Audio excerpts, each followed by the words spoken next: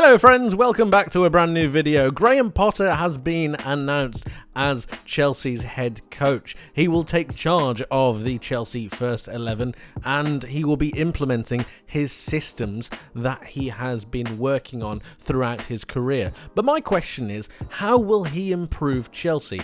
I've got some ideas that I want to share with you, so please join me as we go through how Graham Potter will improve this team. If you enjoyed the video, please leave it with a like and subscribe if you haven't for more content like this coming very soon. Make sure you hit that notification bell so that you don't miss an upload, and let's talk about how Graham Potter will improve Chelsea. Okay, here I have the team that Brighton fielded against Leicester. This is exactly the same 11 and it's in the formation that Graham Potter played. I've got them moved about in different positions so they are actually taking up the entirety of the football pitch as if they would be playing the match rather than one half. But when you look at it, there are some really interesting things that we can take from this, especially when you want to adapt it to Graham Potter's system that he will want to play at Chelsea. You have some similarities when it comes to the profile of players that they have as well, and you can adapt the way that they might be able to play going forwards. Let me explain. You have this back three. You've got Veltman, Dunk and Webster. Dunk is almost the playmaker, the quarterback if you will, making sure that Veltman and Webster are absolutely fine. Veltman and Webster will then connect to the likes of March and Trossard. This is fine. You've got a holding midfielder in McAllister, who is going to be going left, right and centre to make sure that the ball rotates around the pitch. What Graham Potter likes is teams moving the ball, and his team specifically moving the ball very quickly, very accurately, and making sure that they can transition from side to side with a lot of ease. And McAllister really helps out with that, and his movement and mobility and length of passing is something that really assists this. You've then got a lot of passing lanes. If I go to here for a second, you've got passing lanes to Veltman, Gross, March, Dunk, Webster. You see where I'm going with this. You've got a load of passing lanes, so if he ever needs to, there's always going to be an option. He's almost surrounded by players, and he will be the pivotal moment and the pin to be able to allow this side to go forwards and backwards. Now, when you look at this, you've got a 3-1-4-2 essentially, okay? It's essentially a 3-5-2, but it's in different stages. McAllister is definitely deeper than Gross and Caicedo, and Trossard and March almost play as wingers rather than wingbacks. You can have them a little bit more defensive, but I wouldn't do that, especially because although March is a fullback, Trossard is not, and he is far better further up the pitch. But when you look at this, and if you look at the way that I've highlighted this, I don't know if you can see this, but you can almost split the pitch into different areas. I'll remove that so I get all of March in. You can almost split the pitch into different areas in terms of threes. Welbeck can come and help March and Gross, and Mwepu can help Caicedo and Trossard. Obviously, Welbeck and Mwepu can change positions. They can swap. You've then got the ability for McAllister, I should say, to be able to find these groups of people. You can find these lanes. And that allows so much movement, creativity, and interesting patterns of play. Now, when they go forwards, you've got March coming up, you've got Gross assisting. All of these players are going to be moving up, remember. It's all fluid, all continuously interchanging. And then what you have is, with this three, you have overloads on this side of the pitch. And then on the same side here, if you ever move the ball over to the other side, you've got overloads on this side of the pitch. What that then allows is when they dominate the ball, and Chelsea will dominate the ball, but Brighton dominated the ball against Leicester. When that happens, you have another third area that comes up. When they have dominated and overloaded the left-hand side or the right-hand side of the pitch, there's another thing that happens. You've got the striker who's in the box, but at the same time, you've got Gross, Caicedo and McAllister after that who will hug this part, and that means that you are suffocating the opposition in terms of possession. You are absolutely dominating them when it comes to stopping them from exiting their transition and making sure that you can pin them in. And with their quick, precise passing, it makes for such a nightmare for defenders to do. Right, now let me transition this into what I think a Chelsea team would look like, and we'll see if we can do the same thing. This is how I think that Graham Potter will be able to line up with this Chelsea team. I've done some interesting things here with this side, and I've dropped some players that I think are going to be very contentious. First of all, you will notice that I have got Marc Cucurella at a left centre-back. He has done this in different occasions for Brighton under Graham Potter, and I think he's one of the options that I think they could utilise, especially because of his pace and his recovery time. I don't think that Koulibaly at this current point in time, unless he can really improve his passing and improve his short passing, is going to fit into the system. I think Fofana is absolutely fine, and Chalobah I think can be moulded. I have Chalobah here because of, one, no better option really. I don't think Thiago Silva is fast enough. I don't think that Koulibaly is necessarily there quite yet, and I think it would take some training for him to get there. But I think Chalobah's mobility will be able to help him out of a certain amount of situations. Another thing with Cucurella is when Chelsea are going forwards, they don't need to play exactly the same way that I said that Graham Potter would line up against or any team with Brighton. He can also bomb down the left-hand side, creating overloads. I'm thinking of Sheffield United when Sheffield United were here and in the Premier League, and they utilised their centre-backs to make runs to allow for better passing lanes for their attacking players. And Cucurella can do that, especially with the recovery times that he has. But when you look at this side, and I've got them lined up in exactly the same way, I think Chelsea have enough technical players that they have no problem whatsoever in completing the same mission.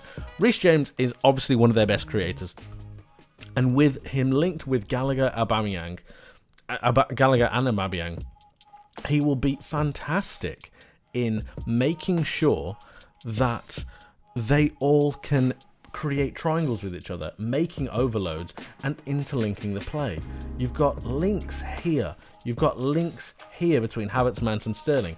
And then you've also got Kovacic as a holding midfielder who can link both of them together. Now, what happens here as well, like I've previously mentioned, bear with me because it's a lot to go through.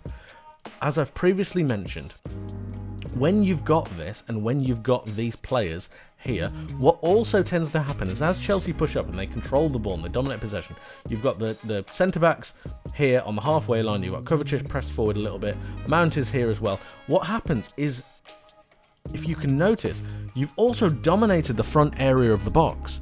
And if you can play the patterns of play and play the incisive short passing that Brighton do a lot of the time, and there's no reason to say that Chelsea cannot do this, especially with the quality that they have, they will be able to open up so many lanes. You've then got the likes of Cucurella, who, with the security of Fofana covering and Chalobah there, you've also got him with the ability to overload. You've also got Reece James on this side, who I think should be left well alone with his crossing ability and with his drive to the byline. And then you've got Havertz and Aubameyang, who are going to be in the box for tap-ins. I think he could really transform this Chelsea team into an attacking monstrosity. I think it could be absolutely sensational. And what you would need is the freedom and rotation that Graham Potter allows with his Brighton side. There are no fixed positions for anyone. There are no major pin players. They are all able to rotate. They're all able to change. The back three really just stays pretty much similar, but that's because of their lack of mobility. I'm sure if Fofana wanted to cover and Cucurella came around here, I'm sure that would be fine for a couple of moments. But generally, you want Fofana to be the covering midfielder in case Chalobah loses the ball or in case Cucurella loses the ball. And then you've also got Kovacic as a holding mid. But remember that Chelsea are going to be dominating the play, they're going to be dominating the ball, and when they do this, they're going to be creating these overloads. They're going to be creating these overloads here.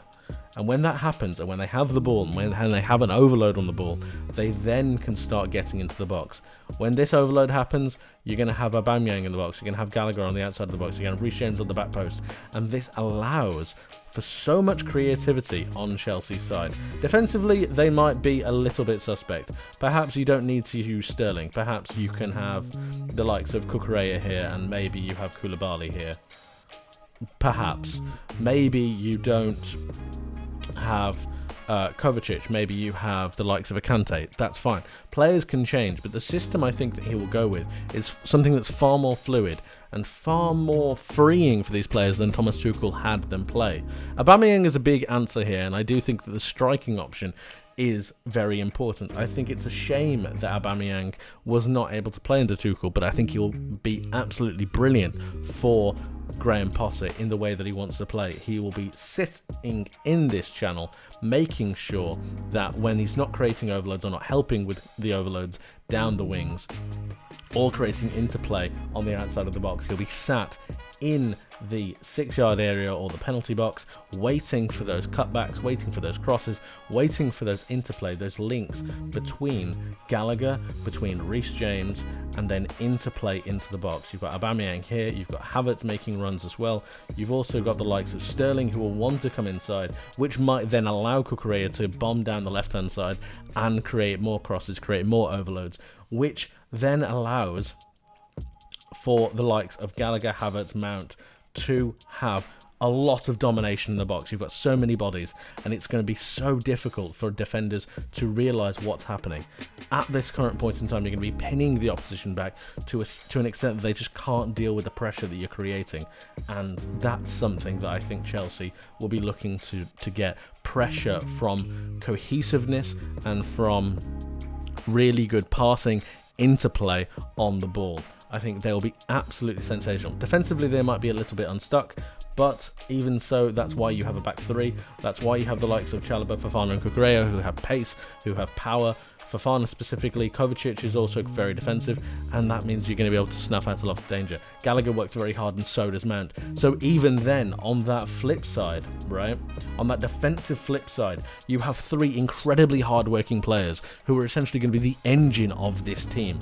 Then you've got Reece James. Raheem Sterling probably won't do all too much, but these defensive players that you have are going to be more than enough to deal with 95% of what the Premier League has to offer. I think it's an extremely exciting time for Chelsea, and I think Graham Potter will be able to utilise this, especially in the short term. I think they'll be able to utilise this and really get into these players, how free they could be and how many attacking options they have at their disposal. Exciting times for Chelsea fans with Graham Potter as their new head coach.